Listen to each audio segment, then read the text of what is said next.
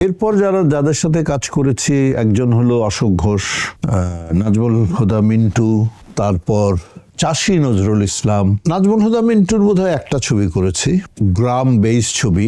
ছবিটার নাম ছিল বোধহয় মধুমালতী না কি জানি, ভুলে গেছি। এনিওয়ে, অশোক ঘোষ দ্বারাও আমি খুব বেশি একটা ছবি করিনি, 2-4টা ছবি করেছি। উনি আর্টিস্টদের কাছ থেকে খুব সুন্দর করে কাজ আদায় করতে পারতেন। যে আমি হয়তো একটা শর্ট দিলাম, শর্টটা কিন্তু ওনার পছন্দ হয়নি, উনি কি করতো, বাবা আলমগীর কি শর্ট দিয়েছেন আপনি, দারুণ, আমার না একেবারে এখানে লেগে গেছে, কিন্তু আমি জানি আপনি চাইতে ভালো পারেন, আর একটা শর্ট দেন না। মানে উনি এইভাবে কথা বলে বলে বলে বলে কাজ করতেন, খুব মজার লোক ছিল। তারপর আমি কাজ করেছি আকবর কবির পিন্টু। ওনার একটি কালচারাল ছিল, গ্রুপ ছিল।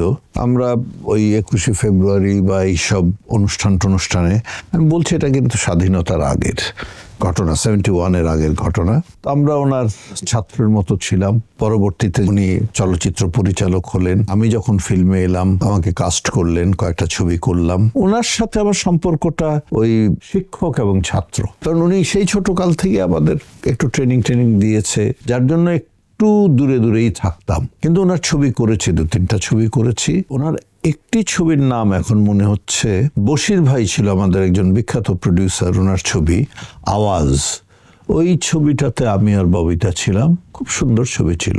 সেই পিন্টু ভাইয়ের ছবি করেছি। তারপরে ছবি করেছি আমি এখন যেই নামটি আমি নেব, একজন বিখ্যাত পরিচালক চাষী নজরুল ইসলাম। উনি আমাদের দেশের একজন পরিচালক যে ম্যাক্সিমাম নাম্বার অফ সাহিত্য নির্ভর ছবি উনি করতেন। তো ওনার সাথে আমি ছবি করেছি। আর উনি গলা নামিয়ে কথা বলে না, যে একটু আস্তে কথা বলে, এটা বলতে পারতেন না। উনি খুব চিৎকার করে কথা বলতেন।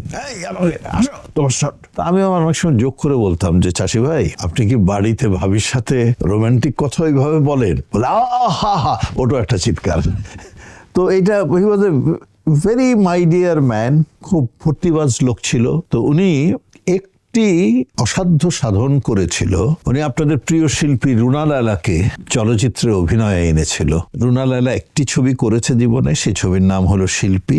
সেই ছবিতে রুনা অভিনয় করেছে এবং তার সাথে আমি কাজ করেছি।